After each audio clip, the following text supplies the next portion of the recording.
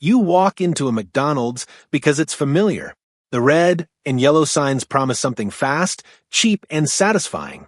It feels like you're saving time and money.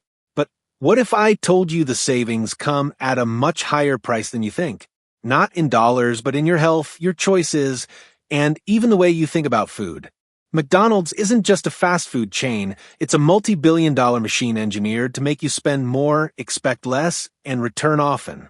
Let's take a closer look at how McDonald's got here and why spending smart means asking better questions about what you're actually paying for. A factory disguised as a kitchen. McDonald's didn't just invent fast food, they industrialized it. Back in the day, they introduced something called the speedy service system. It was like turning a kitchen into a car assembly line. The goal? Serve more people faster than ever before. Sounds efficient, right? But here's the trade-off. When you make speed the number one priority, something has to give, and that something was quality. Instead of cooking burgers fresh, they switched to frozen patties. Real potatoes took too long to prepare, so they went with frozen fries. Fresh onions? Replaced with dehydrated ones that only needed hot water. Your fresh burger? Cooked hours or even days ago in a factory, then reheated at the restaurant. Preparation became assembly. Human workers followed strict routines like robots on a timer. Every second counted. The kitchen wasn't a kitchen anymore. It was a production line. And that production line trained us to believe that patience is wasteful. Why wait 15 minutes for a real meal when McDonald's can hand you a burger in 90 seconds? We accepted speed as convenience and stopped asking whether the food was worth rushing for. The cost of uniformity. McDonald's made sure that whether you're in New York or Tokyo, your burger would taste exactly the same. That kind of predictability sounds comforting, but think about what it really means. Real flavors and local ingredients had to go. Local farms? Unpredictable. Authentic ingredients? Time-consuming. Instead, they used heavily processed, lab-optimized components. Fries, for example, aren't just potatoes, oil, and salt. McDonald's fries contain over 10 ingredients, including things like dextrose, sugar, natural beef flavor, even on vegetarian items, and TBHQ, a chemical preservative also found in cosmetics and varnish. Chicken McNuggets? They include dimethylpolysiloxane, an anti-foaming agent also used in silly putty. The burger buns? They used to include azotocarbonamide, the same substance used in yoga mats. Banned in some countries for health risks, McDonald's kept it in their bread for years to keep buns fluffy. If you wouldn't eat your gym shoes, you probably wouldn't want this in your meal either. But most of us don't check. And McDonald's knows that. The power of programming kids. McDonald's didn't stop with factory-style food.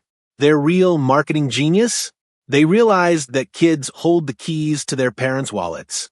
So in 1979, they launched the Happy Meal, a product designed not for nutrition, but for persuasion.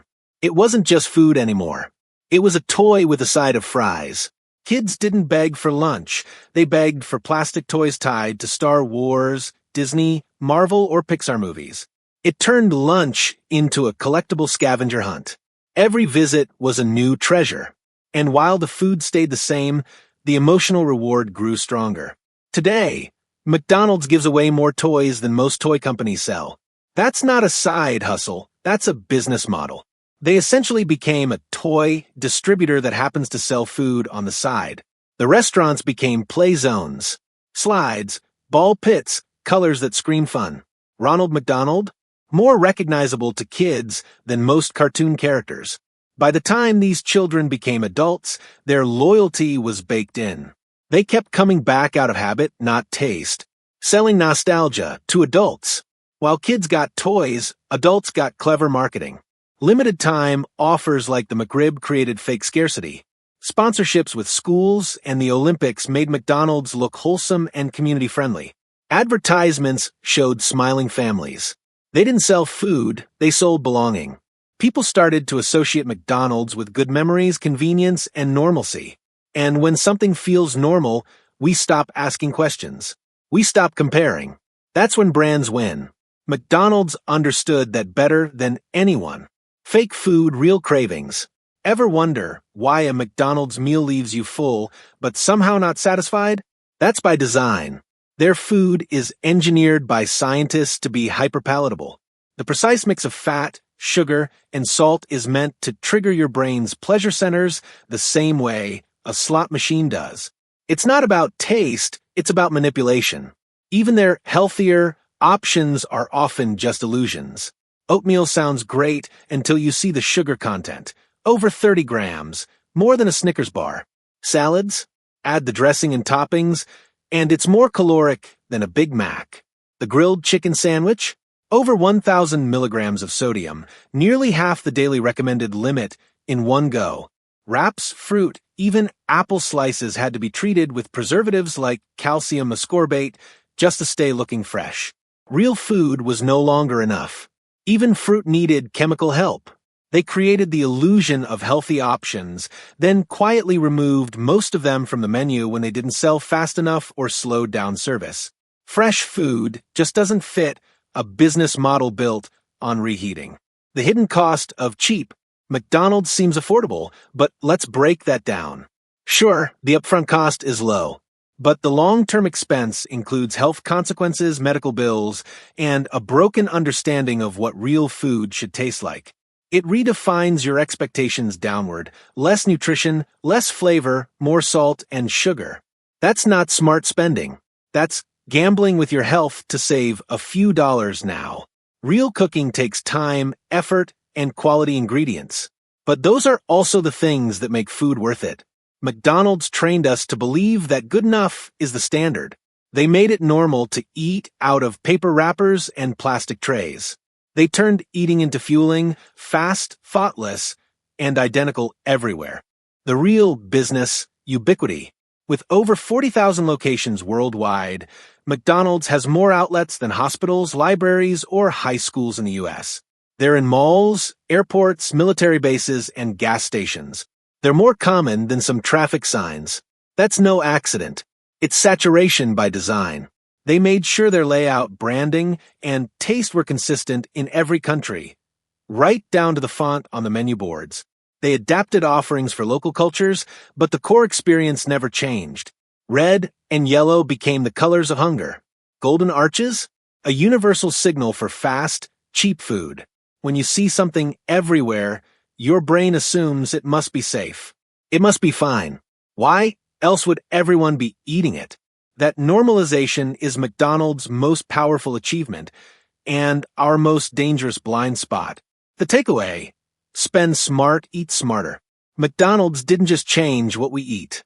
They changed how we think about eating. They taught us that fast is good, cheap is smart, and processed is acceptable. They sold us plastic toys and called it family time. They wrapped chemicals in clever packaging and called it food. And worst of all, they made it feel normal. But here's the truth: you deserve better food. Not more expensive, not fancier, just honest, nutritious, real food. And while not every meal has to be gourmet, every dollar you spend is a vote. A vote for what you value, for what kind of food culture you want, and for what you're willing to accept in your body. Spending smart isn't just about saving cash. It's about asking, what am I really getting for my money? Is that $4 burger worth the hidden chemicals, the health risks, and the loss of real flavor?